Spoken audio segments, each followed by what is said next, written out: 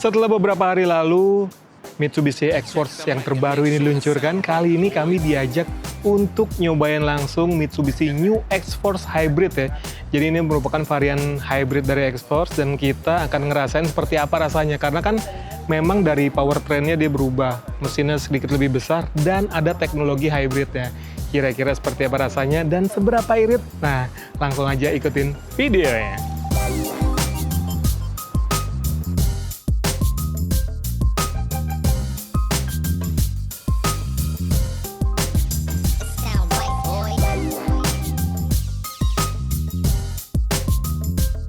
Sebelum kita nyobain langsung, kita pengen lihat dulu apa aja sih yang berbeda di bagian eksteriornya ya. Yang pertama yang pasti dari bagian grillnya, dia sedikit berubah, lebih sporty ya dari tampilannya. Terus ada logo HEV di bagian depan ya. Kalau sampingnya paling kelihatan peleknya ya. Jadi dia meskipun ukurannya mirip-mirip, tapi secara desain dia lebih menutup gitu. Seperti mobil-mobil listrik atau mobil-mobil elektrifikasi lah, untuk mengurangi hambatan angin. Terus ada juga logo hybrid EV di bagian samping.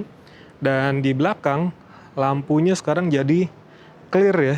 Kalau yang tadinya kan ada warna-warna merahnya, sekarang jadi clear. Dan di sini juga ada lagi logo HEV. Nggak cuma di situ, di sini juga ada logo HEV ya. Tuh, terus ada kamera juga di bagian samping, depan tadi ya. Karena memang sudah support dengan kamera 360. Dan di atas tetap ada kameranya lagi, karena memang ini yang versi DimenSense ya, jadi udah ada ADAS-nya.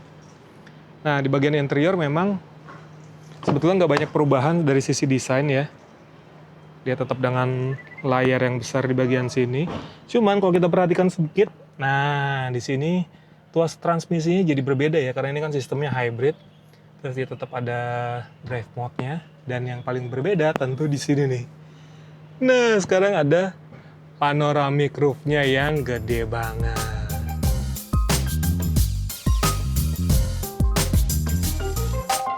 Nah, teman-teman, jadi yang paling terasa bedanya tentu ketika kita baru nyalain mesinnya ya.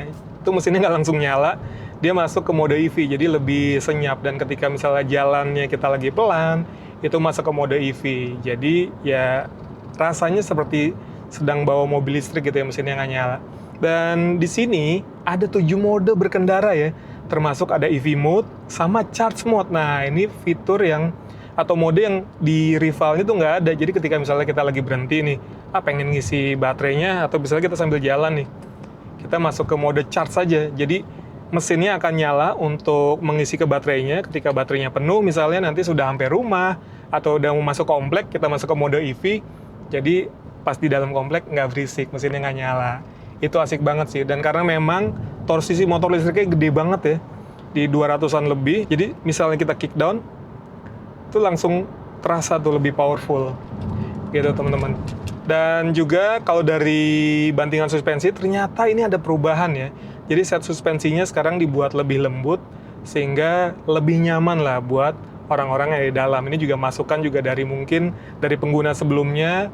Jadi akhirnya di versi yang terbaru ini, set suspensinya itu diperbaiki lagi supaya lebih nyaman. Dan kalau yang versi ini sudah ada lengkap ya. Kalau di Mitsubishi namanya DimenSense, ada adaptive cruise control, ada blind spot monitoring, ada rear cross traffic alert, ada juga forward collision warning, dan emergency braking juga ada. Jadi ya semuanya udah lengkap. Itu untuk safety atau keselamatan ya akan lebih baik lagi buat si penggunanya. Tapi yang paling oke sih tentu dengan mesin barunya, karena memang mesinnya kan dia 1600 ya.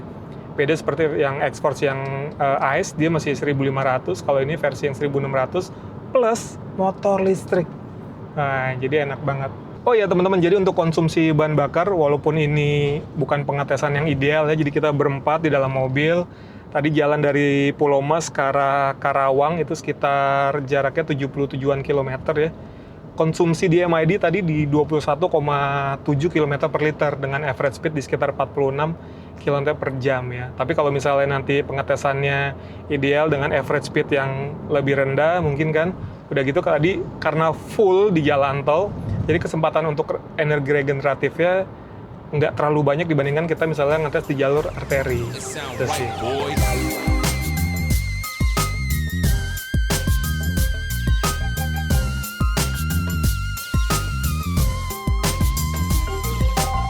Oke, kita mau tes akselerasi dulu. Masih di P. Oke, powerful. Oke. Oke, nyobain speed bangkit ya.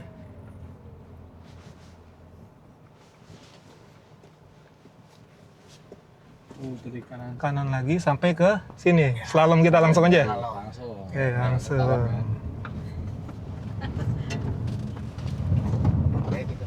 Di sini. Apa tuh di belakang? Oke, lanjut aja. Kiri. Ini small turning radius test. Oke. Asal masih aman ya. Kiri lagi. Mundur tadi tuh. Ini ke kanan masuk. Kita harus pepet kiri supaya nanti langsung kiri kan. Nah, Oke, nah benar. nggak pakai waktu. Emang nggak pakai waktu ini? Enggak. Enggak. Ntar yang parkir challenge Mas. Oh gitu. Pakai waktu. Pokoknya nanti Aris aja udah. Ini kita kiri lagi ya? Iya, terus. Ya boleh. Ini langsung dapat. Menyemangati. Terus Dapat. Terus langsung kanannya di sini? ya, Hah? depannya lagi. Oh, masih ada satu lagi. Oke. Ini manfaatin kamera 360 nih ya. Oke.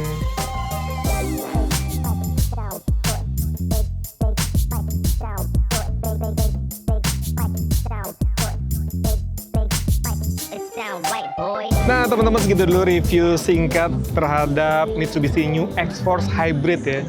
Jadi yang saya suka tadi dia punya 7 mode berkendara, yang mana ada mode charge. Itu yang nggak dimiliki sama rival-rivalnya tuh. Jadi kita bisa ngisi dulu baterainya sambil jalan, mau masuk komplek kita nyalain mode EV sehingga lebih senyap ketika mau masuk ke rumah. Dan untuk harga teman-teman, ternyata si Mitsubishi New X-Force ini yang hybrid harganya cukup kompetitif di 445 juta ya. Sementara kalau rivalnya kan ada Toyota Yaris Cross yang paling tinggi, tipe paling tingginya. Lalu di HRV-nya bahkan lebih mahal dari itu ya. Sama hybridnya yang tipe RS, jadi ya harusnya sih ini secara value oke banget nih. Apalagi kalau kita ngeliat panoramic roof-nya yang besar kan.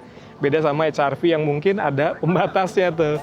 Gitu teman-teman. Oke, segitu dulu videonya. Terima kasih sudah menonton dan sampai jumpa di video-video selanjutnya.